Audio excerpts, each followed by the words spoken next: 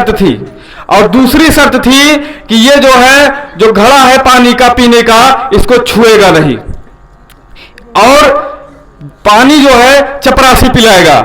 लेकिन साथियों, एक दिन की घटना है कि उस दिन जो है चपरासी छुट्टी पर गया था। गर्मी का मौसम था, यही मौसम था, गर्मी का मौसम था, और वो छोटा सा बच्चा अपने स्कूल में, जिसको अछूत कहा जाता था, जिसको छूने का, तख्ती छूने का अधिकार नहीं था, मटका छूने का अधिकार नहीं था, और उस दिन पानी पिलाने के लिए चपरासी नहीं रहता है। वो बच्चा सुबह से लेकर जो है शाम तक जो है पानी पीने के लिए तड़पता रहता है। क्यों? क्योंकि वो मटका छू नहीं सकता है। साथियों, वह जब बाबा साहब भीम अपनी माता के पास जाते हैं और रोने लगते हैं, कहते हैं ये छुआछूत क्या है, ये हमको पानी पीने का अधिकार क्यों नहीं है, हमको पानी क्यों, घड़ा छूने का अधिकार नहीं है। मैं बड़ा होऊंगा माता जी तो मैं सबसे पहले पानी पीने के लिए आंदोलन करूंगा, सबसे पहले मैं पानी पीने के लिए आंदोलन करूंगा। तो वही काम बाबा साहब ने सन 1927 में जब कोलंबिया यूनिवर्सिटी से अमेरिका से पढ़ के आए, तो सबसे पहले 1927 में बाबा साहब ने महासत्याग्रह आंदोलन किया। महासत्याग्रह महाराष्ट्र में है। कहां है? महाराष्ट्र में। और वहां पे एक तालाब था, चौदार तालाब। चौदार तालाब एक ऐसा तालाब था, आज आप उस नलके से पानी पी सकते हो, आज अपने घर में नलका लगवा सकते हो, आज अपने घर में फ्रिज है, आपके पास बिस्लरी बोतल है, कहीं भी पानी पी सकते हो। लेकिन एक महाराष्ट्र में चौदार तालाब था। चौदार का मतलब होता मीठा जल, और वो ऐसा तालाब था जहां पर सभी लोग पानी पी सकते थे। वहां पे मुस्लिम पानी पी सकते थे, वहां पे हिंदू पानी पी सकते थे, वहां कुत्ता बिल्ली पानी पी सकता था, उसमें जानवर पेशाब कर सकता था, लेकिन शूद्र अछूत जिसको कहा जाता था उसको पानी पीने का अधिकार नहीं था। तो बाबा साहब ने प्रण लिया था अपने माता से कि मैं सबसे पहले अगर कोई आंदोलन करूंगा तो पानी पीने के लिए होगा, और उन्होंने महासत्याग्रह आंदोलन किया जो पानी पीने के लिए था। आज आप लोग पानी पी लेते हो दिन भर में 4 बार। आपको टीचर, आपके विद्यालय में कोई मना करता है आपके बच्चे को पीने से? नहीं मना करता है। तो आप बाबा साहब के ऋणी हैं। आप बाबा साहब ने जो काम किया, तो साथियों, जब ये जो पानी पीने का आंदोलन था, ऐसे नहीं कि गए तालाब में पानी पी लिए, उसके लिए 2 दिन 19 मार्च और 20 मार्च 2 दिन लगा था। एक दिन ऐसे जनसभा की गई, महाराष्ट्र में जनसभा की गई, और प्लान बनाया गया रातों रात कि हम लोग हजारों की झुंड में उस तालाब की ओर जाएंगे और हम पानी पी कर दिखाएंगे, क्योंकि ये मान सम्मान स्वाभिमान की बात है। और 27 मार्च को 20 मार्च को जो है बाबा साहब वो तालाब के पास पहुंचते हैं और ऐसे पानी पीते हैं और कहते हैं कि आज तक मैं इस तालाब से पानी पिया था, नहीं पिया था तो मैं मर नहीं गया था, लेकिन आज मैं इस पानी को पी करके अपने सभी साथ जो है समाज के लोगों से बताना चाहता हूं कि ये आप लोग जाग जाओ, आप लोग समानता की लड़ाई शुरू कर दीजिए। और वहीं से बाबा साहब ने जो है प्रथम आंदोलन पानी पीने के लिए किया। और दूसरा आंदोलन, साथियों, आप चाहे विंध्याचल चले जाइए, चाहे जो है वैष्णो देवी चले जाइए, चाहे कमक्खन चले जाइए, चाहे जिस मंदिर धाम चले जाइए, चाहे जहां चले जाइए, आपको कोई रोक नहीं है। आप चाहे जितना फेरा लगाइए, कोई रोक नहीं है। लेकिन कालाराम मंदिर सत्याग्रह आंदोलन, वह आंदोलन था मंदिर में प्रवेश करने का। वहां पर अछूतों को मंदिर में प्रवेश करने का अधिकार नहीं था।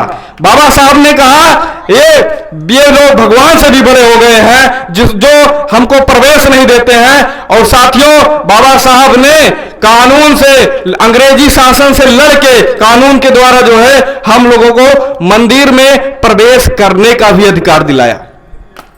तो ये सब आप लोगों को जानने की जरूरत है कि बाबा साहब ने क्या नहीं किया। पानी पीने से लेकर के आपको मंदिर में प्रवेश कराने तक का अधिकार दिया। आपका बच्चा पढ़ने जाता है तो बाबा साहब के संविधान की देन है। अगर बाबा साहब का संविधान जिस दिन हट गया, उस दिन आप अपने बच्चे को पढ़ा नहीं सकते हो। मैं गारंटी देता हूं, अभी आप एडमिशन कराने जाओ, कोई कह दे हम आपके बच्चे का एडमिशन नहीं कराएंगे, अगर कराएंगे तो दोगुनी फीस देना होगा, तो करोगे क्या? लेकिन बाबा साहब का संविधान है, जब आपको लठ पड़ती है, जब आप कहीं मारे जाते हो, जब आपको कुछ होता है तो आप कहां जाते हो? थाने जाते हो। जब आपको समस्या रहती है तब थाने जाते हो, यानी बाबा साहब के संविधान के शरण में जाते हो। लेकिन जब आपको नौकरी लगती है तो कहां जाते हो? दर्शन करने जाते हो वैष्णो देवी। जिसने आपको अधिकार दिलाया, जिसने आपको अधिकार दिलाया, जिसने आपको पढ़ने का अधिकार दिलाया, जिसने आपको नौकरी दिलाई, जिसने आपको शिक्षा दिलाया, जिसने आपको मंदिर में प्रवेश करने का अधिकार दिलाया, उसको आप जानते नहीं हो, आपके लिए शर्म की बात है। अगर आप बाबा साहब का नाम नहीं लेते हो तो आपके लिए शर्म की बात है। आज बात करें तो जो नौकरी हमको मिल जाती है तो कुछ लोग कहते हैं कि ये हमारे बदौलत मिल गई, हमने मेहनत किया। नहीं, ये जो कोटा है एससी, एसटी, ओबीसी, इस आधार पर मिलता है। आप अपना सर्टिफिकेट मत लगाइए, आपको कहीं नौकरी नहीं मिलेगी, मेरी गारंटी है। किसी दुकान पे चले जाइए, किसी फैक्ट्री में चले जाइए, वो मालिक चाहेगा तो आपको रखेगा, नहीं तो नहीं रखेगा। लेकिन नौकरी में क्या है? आप कहोगे मेरा अधिकार है, मुझको इसमें आना है, आपको आसानी से प्रवेश मिल जाता है। लेकिन वही निजी में, क्योंकि उसमें कोई अधिकार नहीं है तो नहीं मिलता है। तो जितनी भी चीजें हैं वो हमको संविधान के बदौलत मिली है, और वो संविधान बाबा साहब ने लिखा है। अगर बाबा साहब जो है गोलमेज सम्मेलन में गांधी की तरह गए ना होते, गांधी जी किसी भी गोलमेज सम्मेलन में नहीं गए तो कब गए? जब उन्होंने देखा कि ये तो अंबेडकर अपने लोगों के लिए अधिकार सब मनवा ले रहा है, हमको जाना चाहिए। वो आमरण अनशन कर लेते हैं। सोचिए, वो व्यक्ति जो बिल्कुल बुढ़ा हो गया था, वो जो है आमरण अनशन किया, वो भी कहां? जेल के अंदर। वो जेल में बंद था, वो व्यक्ति जेल में बंद था, और उस जेल से ही लड़ाई लड़ना शुरू किया। कहा कि जो है अंबेडकर जो है अपने जो बात रखी है उसको वापस ले। दो मत का अधिकार था, उन्होंने कहा इसको वापस लो, नहीं तो जो है हम भूख हड़ताल करेंगे, और वो आमरण अनशन पे बैठ गए। और परिणाम यह हुआ कि बाबा साहब को धमकियां आने लगी, और यह हुआ कि बाबा साहब आप अपनी बात को वापस ले लीजिए, नहीं तो आपके लोगों की झोपड़ियां जला दी जाएगी। तो बाबा साहब ने कहा कि हमको गांधी की बात माननी पड़ेगी। यहां तक कि बाबा साहब के पास गांधी की पत्नी जो है कस्तूरबा गांधी भी जो है सुहाग के लिए आई कि बाबा आप बचा लीजिए, आप ही हमारे पति को बचा सकते हैं। तो बाबा साहब गांधी के जीवन दाता है और नारियों के मुक्ति दाता है, इसको आप लोग नोट कर लीजिए। आज महिलाओं को देखिए, एग्जाम्पल देखिए, उदाहरण देखिए, कहीं दूर का उदाहरण नहीं, मैं अपने घर का उदाहरण देता हूं। सोचिए कि एक महिला, हमारी माता, जिसको का और खा नहीं पता है, और एक हमारे पिता जो जिले के अधिकारी। ऐसी बात क्यों? क्योंकि महिलाओं को पहले पढ़ने का अधिकार नहीं था। आज महिलाएं क्यों पीछे हैं? क्योंकि महिलाओं को पढ़ने का अधिकार नहीं है। लेकिन आज महिलाएं आगे क्यों जा रही हैं? क्योंकि आज महिलाओं को पढ़ने का अधिकार है। तो महिलाओं को पढ़ने का अधिकार किसने दिया? बाबा साहब ने दिया। अगर महिलाएं होकर आप बाबा साहब को नहीं जान रही हैं तो यह बहुत ही शर्म की बात है। मैं चाहता हूं कि इसी तरीके से हर वर्ष बाबा साहब की जयंती आपके ग्राम सभा में मनाई जाए। और एक बात मैं और बताना चाहता हूं कि साथियों, जब कहीं मैं बाहर जाता हूं तो यह चर्चा होती है, आपके सैनी और लोहरिया गांव की चर्चा होती है। सैनी और लोहरिया गांव बहुत ही संपन्न और जागरूक गांव है। ये चीज हर एक जगह सुनने को मिलता है तो मुझको बहुत अच्छा लगता है। आप लोगों को तो नहीं पता है, लेकिन बाहर वाले इस चीज को कहते हैं, और यह भी कहते हैं कि सैनी वाले लोग जो है बहुत ही अच्छे हैं, संपन्न लोग हैं। तो यह सब किसके वजह से है? शिक्षा की वजह से है।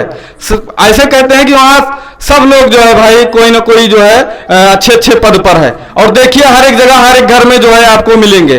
तो यह जो है किसके कारण से हुआ है? शिक्षा से। बाबा साहब ने 3 बात कही, शिक्षित बनो, संगठित रहो और संघर्ष करो। इसी 3 बात को आपको कुछ भी नहीं पता है, लेकिन यही 3 बात आप दिमाग में सेट कर लीजिए। बाबा साहब ने कहा पहले शिक्षित बनो। बाबा साहब ने पहले कोई आंदोलन नहीं किया। बाबा साहब ने पहले पढ़ाई लिखाई काम किया, कोई आंदोलन नहीं, कुछ भी नहीं। बाबा साहब ने सबसे पहले विद्यालय में एडमिशन लिया, पहले पढ़ाई किया, उसके बाद अमेरिका गए, वहां से पढ़ाई किया, वहां पढ़ाई करके जब आए तब उन्होंने आंदोलन किया। कहने का मतलब यह है पहले आप लायक बनिए, पहले आप एजुकेशन लीजिए, पहले आप पढ़ाई करिए। संत गाडगे जी का कथन है कि रोटी कम खाइए लेकिन आप अपने बच्चे को 2 रोटी कम खाइए लेकिन अपने बच्चे को जरूर पढ़ाइए।